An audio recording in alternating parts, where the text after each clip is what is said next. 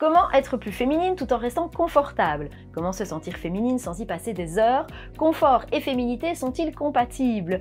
Aujourd'hui, nous allons briser les idées reçues et découvrir ensemble que confort ne rime pas forcément avec négligence et féminité ne signifie pas toujours inconfort. Si tu penses que pour être féminine, il faut souffrir dans des talons de 12 cm ou passer des heures devant le miroir, prépare-toi à changer la vie aujourd'hui. Dans cette vidéo, je vais partager avec toi des secrets pour te sentir belle et à l'aise dans tes vêtements, tout en honorant la femme incroyable que tu es. On explorera comment les croyances sur la féminité peuvent transformer ta garde-robe et ton image de toi. On parlera des vêtements identitaires, ces pièces magiques qui allument ton style unique comme un feu d'artifice. Et reste avec moi jusqu'à la fin parce que je te partagerai les 6 astuces les plus efficaces que j'utilise au quotidien et qui me permettent de cultiver ma féminité de manière simple et authentique. Je te promets qu'ils sont vraiment indispensables à ton équilibre de femme aussi si tu veux te sentir alignée avec ta féminité.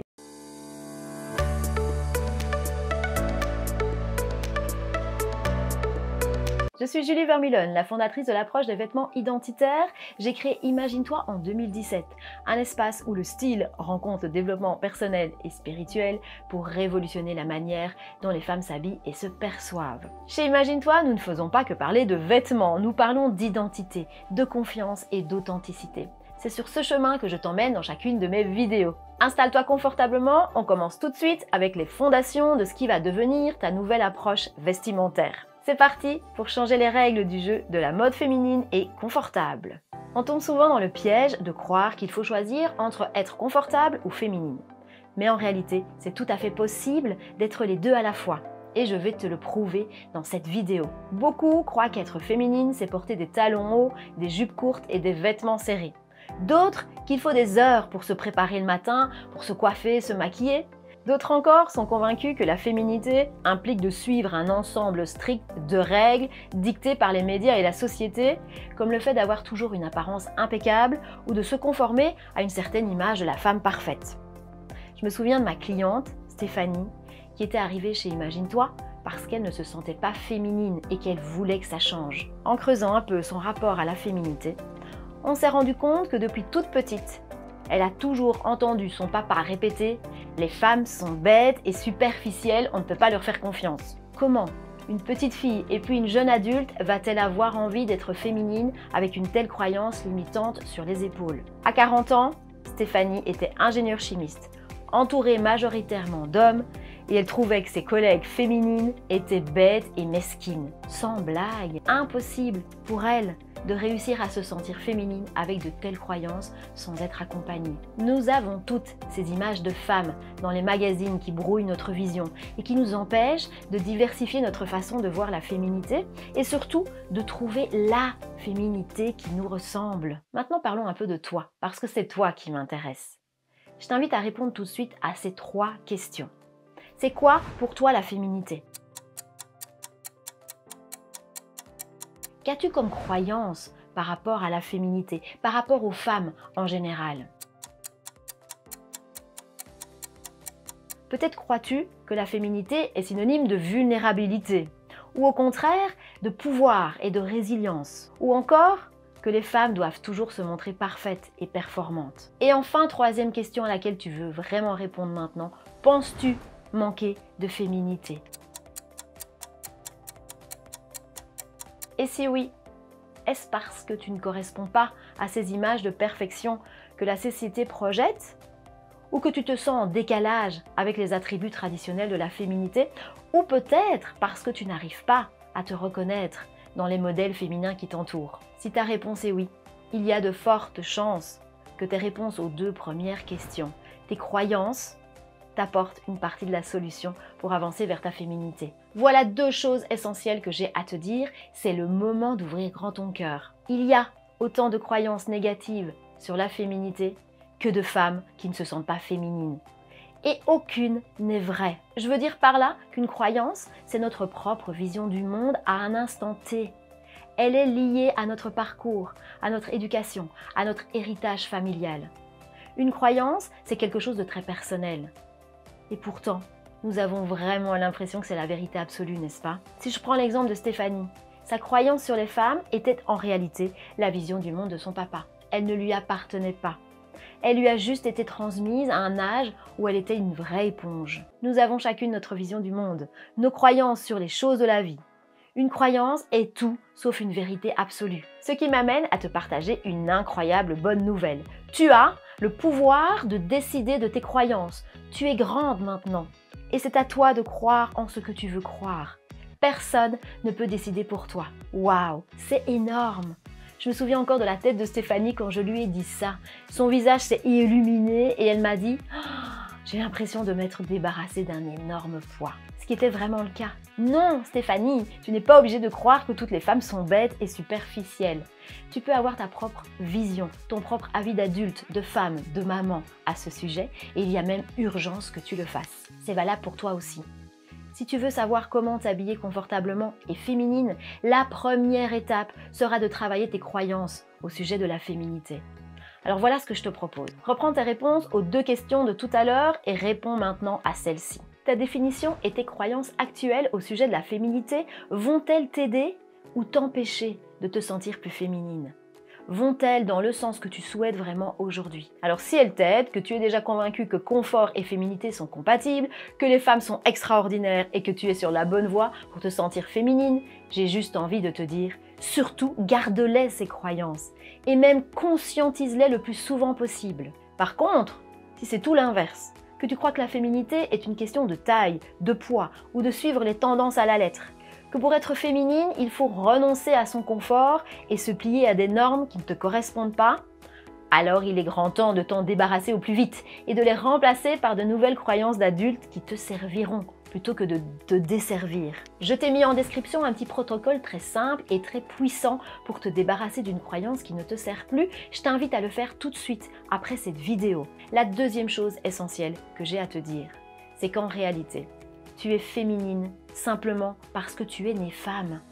Tu portes en toi la puissance de la féminité, l'amour universel, la créativité, la douceur, l'empathie, la résilience. Ce que j'appelle les énergies féminines, celles de l'être, par complémentarité aux énergies masculines du faire. Ta féminité est inscrite dans ton corps, sur ta peau et aussi dans ton histoire, car ton corps porte ton histoire. Elle est juste enfouie sous des montagnes et des années d'énergie plus masculine qui nous envahissent depuis toute petite. L'action, la to-do list, la maîtrise, le contrôle, l'efficacité, la compétition. Il suffit simplement d'être guidé à te reconnecter à ta féminité, à qui tu es vraiment, à ton identité profonde. Il suffit de transformer les croyances qui ne te servent plus et tu te sentiras à nouveau féminine, à ta façon unique, avec ton propre niveau de confort, ta propre façon de vivre ta féminité. Quand tu feras connaissance avec ta féminité, ces parties enfouies de ton identité profonde et que tu pourras mettre des mots dessus, ça deviendra beaucoup plus simple de choisir tes vêtements identitaires, confortables et féminins. Les bonnes coupes, couleurs, matières et styles. Tu verras, comme par magie, ces vêtements identitaires, ils te vont, ils sont féminins et ça ne ressemble pas du tout à la représentation du féminin qu'on a l'habitude de voir. C'est une féminité identitaire qui vient de l'intérieur et qui est soutenue par les bons vêtements. C'est tout. Pour terminer cette vidéo sur la féminité, je te repartage encore quelques astuces qui t'aideront sur ton chemin de la féminité. Astuce numéro 1, ça va peut-être te sembler cliché, mais ça ne l'est pas du tout. La couleur rose peut vraiment t'aider à te reconnecter à ta féminité. J'ai pas dit que tu devais la porter, parce que je n'ai vraiment aucune info sur ton rayonnement naturel, ce que j'appelle ta saison d'ancrage. Par contre, tu as besoin de son énergie. Donc le mieux, c'est de mettre des touches de rose dans ton environnement. Ta déco, un plaid, ton bureau, une peinture, des bougies. Je veux que tu croises régulièrement cette couleur rose. Deuxième astuce, la pierre de quartz rose, qui est considérée comme la pierre de l'amour et de la féminité.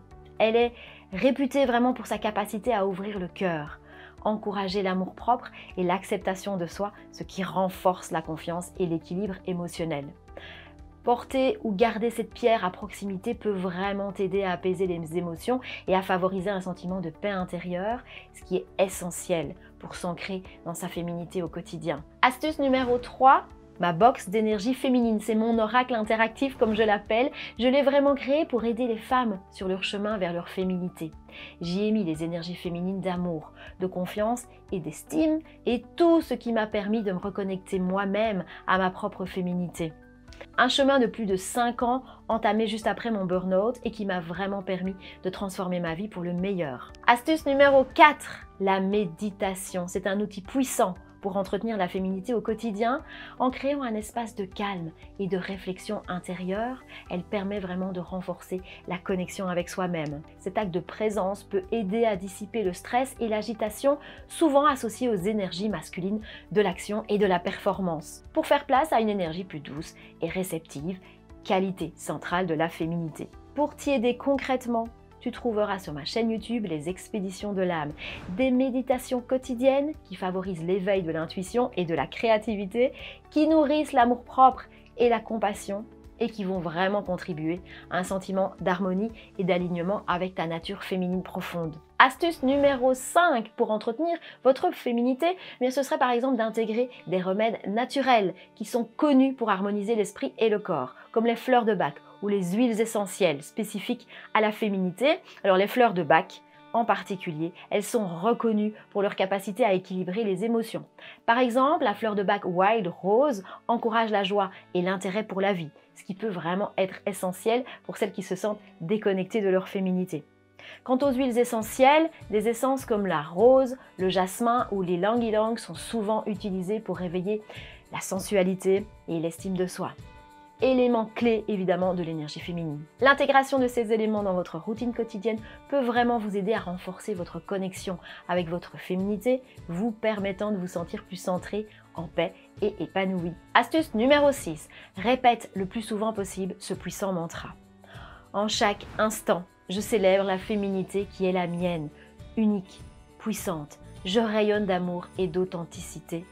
Ma présence est un hommage à la beauté féminine en moi. Les mantras sont vraiment puissants pour travailler n'importe quoi dans notre quotidien. Voilà pour les astuces. Laisse-moi un petit like ou un commentaire si ces tips te parlent ou partage-nous les tiens. C'est toujours super intéressant d'avoir vos tips aussi. J'ai encore 2 cadeaux pour toi parce que cette féminité, c'est vraiment ma passion. Je t'ai mis en lien dans la description mes 160 affirmations positives pour booster amour, confiance et estime de soi. C'est un audio vraiment très puissant que tu peux écouter à volonté dès que tu en as l'occasion. En cuisinant, dans ta voiture, dans ton bain, en t'endormant, tout ce que tu veux, écoute ces affirmations régulièrement. Deuxième cadeau. Si tu as envie de passer à la vitesse supérieure, juste en dessous de cette vidéo, tu trouveras aussi l'accès gratuit à ma formation. C'est vraiment le concentré de mes 10 années d'expérience, ma méthode secrète en 3 étapes clés pour te révéler et te sentir belle chaque jour, qui a déjà changé la vie de centaines de femmes. Je suis vraiment heureuse de te la partager en dessous de cette vidéo.